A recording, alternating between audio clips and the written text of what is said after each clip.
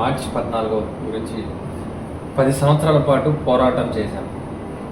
ఇది 12వ ఆవిర్భావ సభ, అది విజయోత్సవంతో జరుపుకుంటున్నాం. పోరాటాల తర్వాత ఈ విజయోత్సవం ఒక పండగలాగా జరుగుతుంది. దీని గురించి కూడా మీరు తెలియజేయండి సార్. ఖచ్చితంగా అండి. ఎందుకంటే 2014లో పవన్ కళ్యాణ్ గారు జనసేన పార్టీ స్థాపించినప్పుడు నేను అధికారంలోకి వస్తానైతే స్థాపించలే. ఆయన ఏం చెప్పాడు? అధికారంలో ఉన్న వాళ్ళని ప్రశ్నిస్తాము, ఎక్కడ తప్పు జరిగినా ప్రశ్నించి మనం పోరాడతాము, ఎలుగెత్తి పోరాడతాము అని చెప్పి, అదేవిధంగా ఆయన పవన్ కళ్యాణ్ గారి స్పెషాలిటీ ఏంటంటే పోరాడండి అని చెప్పి ఆయన ఇంట్లో కూర్చోలే. ఆయన రోడ్డు మీదకి వచ్చి ప్రతి ఒక్కసారి ఆయనే ముందరుండి పోరాడారు.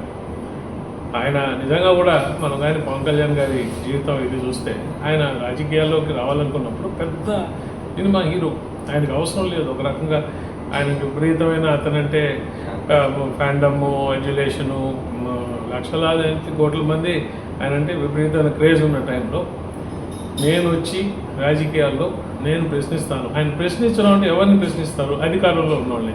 అధికారంలో ఉన్నవాళ్ళని ప్రశ్నించినప్పుడు నీకేమవుతుంది? శత్రువులు తయారవుతారు. సో కొన్ని శత్రుత్వం తయారు చేసుకొని ఇవాళ అనరాని అనిపించుకున్నారు. చాలా మీకు పవన్ కళ్యాణ్ గారు ఎన్ని మాటలు అనిపించుకున్నారో, ఎన్ని కష్టాలు పడ్డారో, ఎంత ఆయన ఆర్థికంగా నష్టపోయారు, ఇవన్నీ కూడా మనం చూస్తూనే ఉన్నాం. ఇవాళ ఈ 10 ఏళ్ళు సుదీర్ఘమైన పోరాటం చేసి ఎవరి కోసం చేశారు?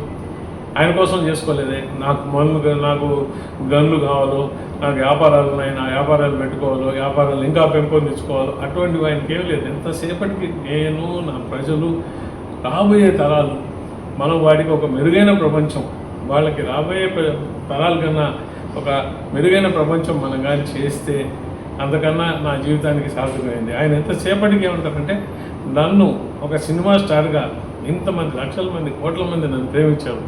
ఇంత ప్రేమ నేను ఏమి ఇవ్వగలను వాళ్ళకి అంటే, నా చేత అయినంత వరకు ఈ సమాజాన్ని మెరుగుపరిచి నేనున్నప్పటికన్నా ఇంకొంచెం మెరుగైన సమాజం చేసి ఇవ్వాలని ఒక తపన. అటువంటి తపనతో ఈ 10 ఏళ్ల పోరాటం చేసిన తర్వాత ఇవాళ మనకు అధికారంలోకి వచ్చాం. కూటమి అధికారంలో. కానీ మొదటిసారి మీరు అన్నట్టు మీరు కానీ ఈ 10 ఏళ్ల చరిత్ర చూస్తే, మనం ఆవిర్భావ సభ పెట్టుకోవాలంటే అడుగున అవరోధాలు, అడుగడుగున అడ్డంకులు, అడుగున కేసులు, కష్టాలు, అవన్నీ పోయి ఇవాళ విజయోత్సవ సభగా, అంటే ఒక ఆనందభరిత వాతావరణంలో, ఒక పండగ వాతావరణంలో, అసలు పిఠాపురంలో పెట్టడంతోనే ఆ పండగ వాతావరణం వచ్చింది. పిఠాపురం అనేది ఒక ఎమోషన్, అది ఒక క్రేజ్. కళ్యాణ్ గారు ఏ రోజైతే పిఠాపురంలో నేను ఎమ్మెల్యేగా నిలబడి ఆ నియోజకవర్గం నుంచి కంటెస్ట్ చేస్తున్నానని చెప్పాడు, ఆ రోజు నుంచి పిఠాపురం దశ మారిపోయింది.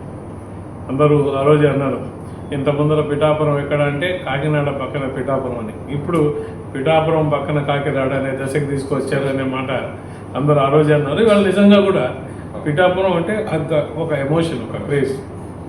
అటువంటి ప్రదేశంలో, అటువంటి పుణ్యక్షేత్రంలో ఇవాళ మనం ఒక ఆవిర్భావ సభ అంటారా, విజయోత్సవ సభ అంటారా జరుపుకోవడం చాలా ఉత్సాహం. అంటే ప్రతి ఒక్కరికి నేను చూస్తున్నాను, ఇప్పుడు 6 జిల్లాల నుంచి ఫోన్ చేస్తున్నారు, సార్ మేము వస్తాము, వస్తే మాకు అక్కడ ఏంది, మాకు ఉండడానికి ఏమైనా ఉంటుందా, ఏం లేకపోయినా వచ్చేస్తాం. నేను అనుకోవడం, ఈ ఉత్సాహం చూస్తే రేపు అసలు అక్కడ ఆ సభా ప్రాంగణం సరిపోదు, రోడ్ల మీదకి వస్తారు, పరిస్థితి ఏంటి అనేది దాన్ని అంచనా వేసుకొని దానికి తగ్గట్టు జాగ్రత్తలు తీసుకోవాలని ఒక ప్రణాళిక చేసుకోవాలని పరిస్థితి వచ్చింది అనుకుంటున్నాం.